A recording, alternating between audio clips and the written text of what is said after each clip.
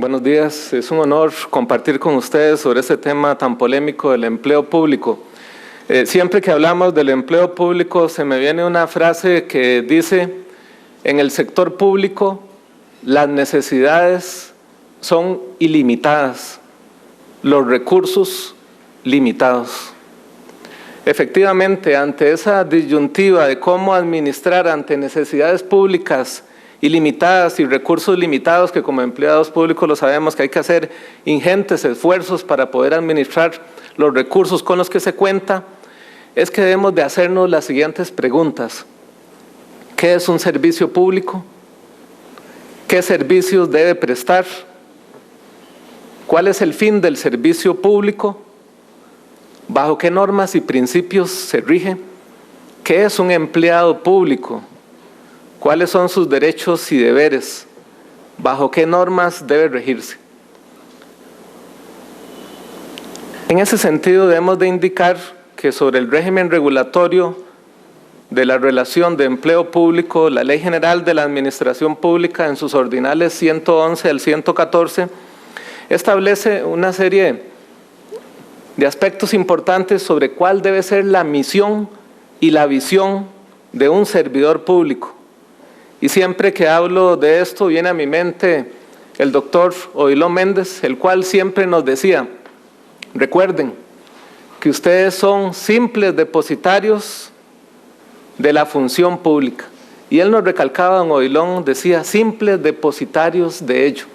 Eso para efecto de ubicarnos y de saber que no importa cuál sea el cargo y cuál sea la función, somos simples depositarios.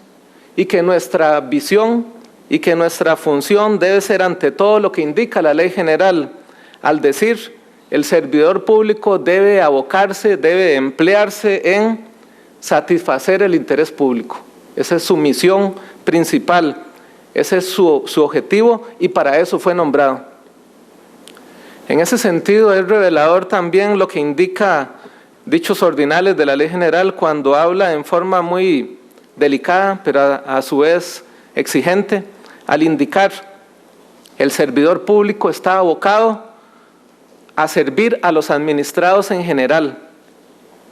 Qué interesante, a servir a los administrados en general, y vuelve a indicar y ratifica, y en particular a cada individuo que se roce con él con motivo de la función pública. Y ahí la misión y la vocación para la cual está encomendado y para la cual se creó todo el servicio público y el empleo público. Ahí plasmado en forma clara y evidente. Posteriormente, dichos ordinales hacen una distinción que ha generado múltiples polémicas a nivel de la jurisdicción contenciosa y también a nivel de la jurisdicción laboral, sobre la distinción, y sobre todo los operadores del derecho, sobre la distinción entre servidor público y empleado público. Una distinción no muy feliz que ha generado múltiples polémicas sobre qué casos van a la jurisdicción laboral y qué casos van a la jurisdicción contenciosa. Recuerdo que hace mucho tiempo se decía, bueno, cuando pida nulidad a lo contencioso, cuando pida reinstalación a lo contencioso, si pide daño moral, es decir, eran múltiples los factores por los cuales, y no habían criterios claros ni adecuados en cuanto cuándo ir a lo contencioso, cuándo ir a lo laboral. Y el artículo diferencia entre servidor público y empleado público. Querrámoslo o no, ahí está la distinción y establece esa dualidad de régimen dentro del mismo sector público. Esa situación de alguna manera fue arreglada parcialmente, pero no del todo, siempre con múltiples polémicas, cuando la Sala Constitucional, mediante el voto 9928-2010, dijo: si piden nulidad del acto, va a lo contencioso. Si no la piden, le tocaría ir a lo laboral. Ello así con base en el artículo 49 constitucional. Sin embargo, también, aún así, no está claro todavía. Así, no, la pretensión de nulidad por mucho tiempo la jurisdicción laboral la declaró. Y me pregunto yo, ¿qué impide a la jurisdicción laboral declarar la nulidad si siempre lo ha hecho? Siempre lo hizo. Sin embargo, ahora está llegando a la jurisdicción contenciosa. En ese sentido, el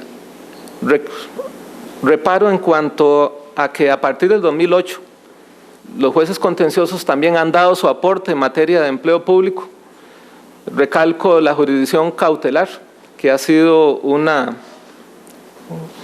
recurso que han utilizado los litigantes y los operadores del derecho con el objeto de poder suspender las actuaciones materiales, las actuaciones formales cuando son impugnadas en lo contencioso.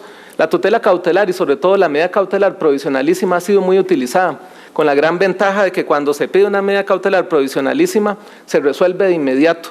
Entonces se le da una solución directa y adecuada al empleado público cuando está siendo afectado por una medida laboral. También recalco que los jueces contenciosos han hecho su aporte o hemos hecho aporte en materia de los daños y perjuicios, sobre todo porque hablando de la indemnización plenaria hemos ido desarrollando una serie de aspectos en los cuales se otorga en materia de acciones, en materia de empleo público.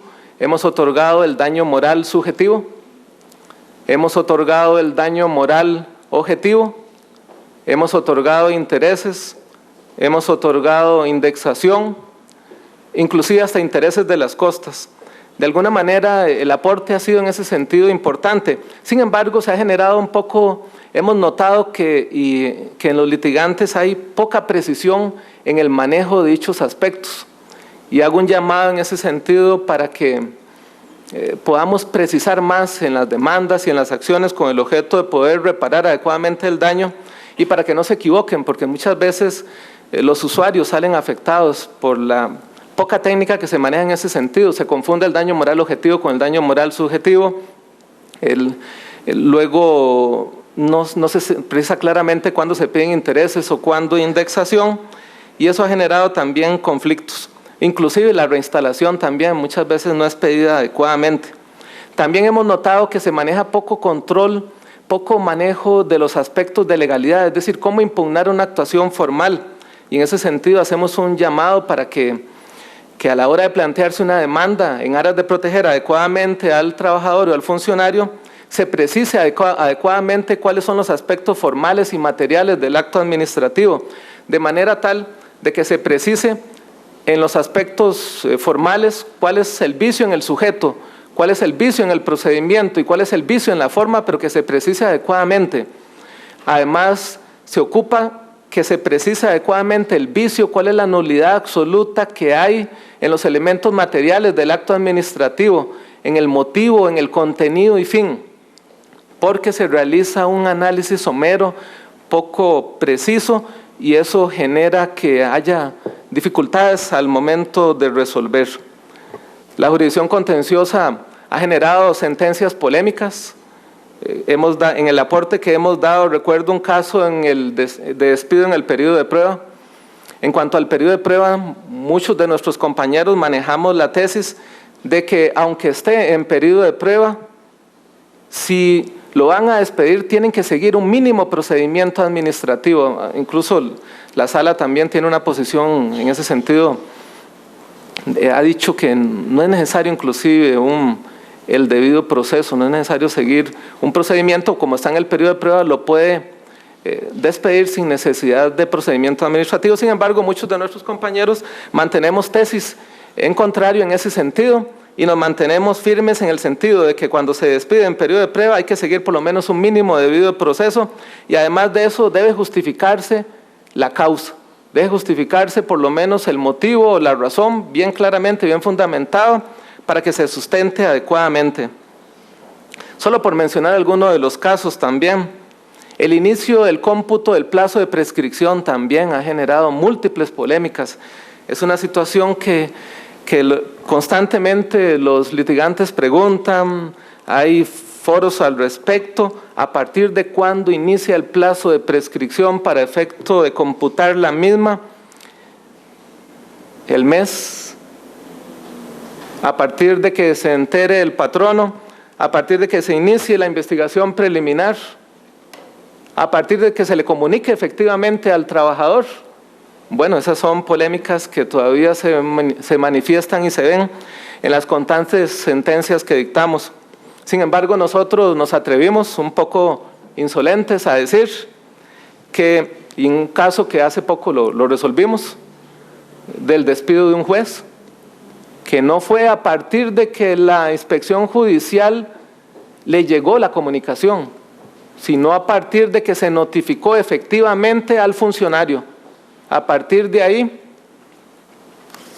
ya se contaba el mes, a partir de la efectiva notificación, porque perfectamente puede ser que le llegara la comunicación a la inspección y durara meses ahí para hacer el traslado respectivo. Bueno, estos son algunos de nuestros aportes y muchos casos más polémicos que por motivo de tiempo no puedo abordar. Sin embargo, sí me atrevo a decir otro caso interesante que también resolvimos hace poco, fue un caso de acoso sexual de un funcionario de determinada entidad bancaria, en la cual nosotros dijimos que si las denunciantes son convocadas a la comparecencia oral y privada, y ellas son convocadas a declarar, no pueden excusarse en el principio de protección a la víctima para no declarar. Fue un caso en el cual las denunciantes fueron convocadas, simplemente dijeron no queremos declarar, nos atenemos al principio de protección a la víctima, de confidencialidad, y simplemente no declararon. Nosotros tuvimos que anular todo el procedimiento administrativo porque consideramos que está dejando en indefensión a la parte acusada. Lástima el tiempo, pero hay muchos otros casos más polémicos, pero voy a continuar. Ante ello, actualmente se discute respecto al servicio público lo siguiente: ¿debe regirse todo el sector público por las mismas condiciones laborales? ¿Existe desigualdad en las condiciones laborales? ¿Hay privilegios desmedidos en el sector público? ¿Hay eficiencia en el sector público? ¿Cómo debe medirse la eficiencia? ¿Debe existir el servicio público? ¿Qué servicios públicos debe prestar el Estado y cuándo la empresa privada? Sobre ello sabemos que hay diversas posiciones ideológicas, una que propugna por un Estado pequeño, gendarme liberal, el laissez-passer, dejar hacer, dejar pasar, y ella le da preponderancia a la empresa privada y propugna más bien porque el servicio público sea cada vez más pequeño. Muchas veces se preocupa más bien porque los servicios, critica el servicio público, no porque tenga un real interés en que se brinde adecuadamente el servicio, sino porque ve oportunidades de negocio en ello. El otro sistema es el que busca poner al ser humano como el centro y el fin de todo el proceso económico y social, de modo tal que el servicio público busque concretar lo establecido en el artículo 50 constitucional. Ante ello, el Estado costarricense optó por dicha posición ideológica, con el fin de hacer del ser humano el centro y el fin de todo el proceso económico y social, debiendo seguir como norte lo siguiente, y aquí me atrevo a decir una serie de ponencias, de sugerencias, para que dejar al menos planteada ahí la posibilidad de que en el sector público debe de establecerse una administración concertada, debe establecerse, el usuario debe tener voz, el usuario debe tener voto en las decisiones que se tomen por las instituciones públicas. Propongo eso. Propongo también, en cuanto a la eficiencia y eficacia, que debe medirse la eficiencia del servidor público. La excelencia debe ser medida efectivamente. No puede ser que un juez contencioso haga un proceso de conocimiento al año, como sucedió hace mucho tiempo, que un juez había dictado solo un proceso de conocimiento. Obviamente, como no había ninguna forma de medición, se atrevió a hacer eso. Con eso nos afectó a todos, pero bueno, ese era de alguna manera debe medirse objetivamente los resultados obtenidos y con base en ello otorgar los incentivos salariales que existan. Además, deben de haber estímulos, no solamente con el salario, sino formando la mística, premiando el honor de ser servidor público, el buen desempeño, por medio no solo de incentivos salariales, sino también a través de estímulos al honor, de estímulos al buen trabajo desempeñado. Además, propongo que haya una política de servicios sin paredes, ir al encuentro del usuario. El usuario no debe llegar al servicio público, el servicio público debe de ir al usuario, dejando los escritorios, como decía por ahí un magistrado hace un tiempo, no un juez vagabundo, no un juez pasivo, no un funcionario público pasivo, sino un funcionario público activo, buscando solventar las necesidades de la población. En cuanto al sistema de reclutamiento, así como lo hace Finlandia en educación, deben de reclutarse a los mejores. Además, se deben de generar ingresos por medio de autofinanciamiento, buscando que el servicio público pueda promover la venta de servicios, pueda autofinanciarse, desarrollar la investigación también con el objeto de generar patentes y comercializarlas nacional e internacionalmente, de manera tal que se promuevan las invenciones en el sector público y que el sector público sea autosuficiente.